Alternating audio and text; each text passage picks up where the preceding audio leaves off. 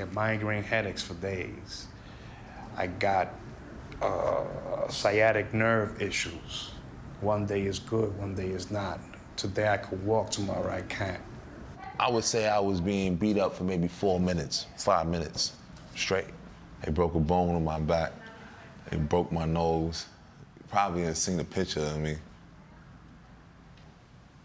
Probably don't look nothing like, you know, kind of handsome right now, right? Yeah, but I was in a wheelchair for about a month and a half, 2 months. After that, I didn't even sleep. Like, that one experience taught me that, you know, you can never be sound asleep in prison. You know, you always have to be a light sleeper. You always have to be on point, even in your sleep, even when you think you're secure. You're really not secure. The only way I could get back at them was by either filing a grievance, which is just a joke, or by filing a lawsuit. So I filed a lawsuit.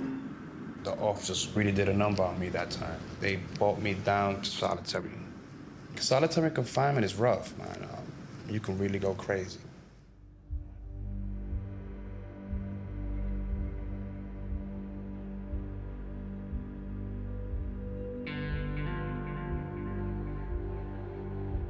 On Rikers Island, they sent you to solitary confinement, really for anything. If you ain't never been around death or like somebody else dying, like, then it's hard to hear somebody down to like two cell doors down from you has hung up. He's fed up. He couldn't do it. He ain't even had that much time. Brother was just doing 7 months. But 90 days in a box will kill you. 2 days in a box will kill you. I was sentenced to 1,580 days in solitary confinement. Almost 4 years. They have something called the Mualimm-ak pens, because it's a very small holding cell that they have you in when you weigh in to go to the box. And the reason why they call it Mualimm-ak is they said a very, very long time ago in Rikers Island history that they would have people sitting in that cell for so long that they would just start saying to themselves, "Why me?" out loud. I'm in solitary. I can't call my family. I'm not getting any visits. So, you know, questions run through my mind of like, well, why me? What am I into? How did I get myself into this? How did I get myself out of this? What is this?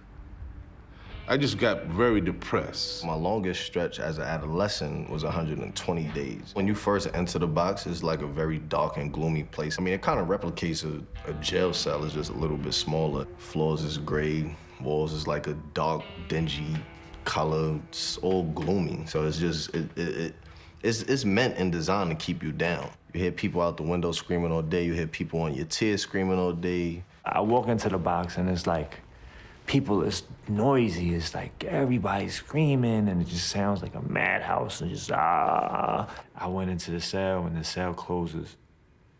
And then just that sound that the cell, like that sound that the cell makes when it closes is like, it's a crazy sound. It sounds like a dog kennel.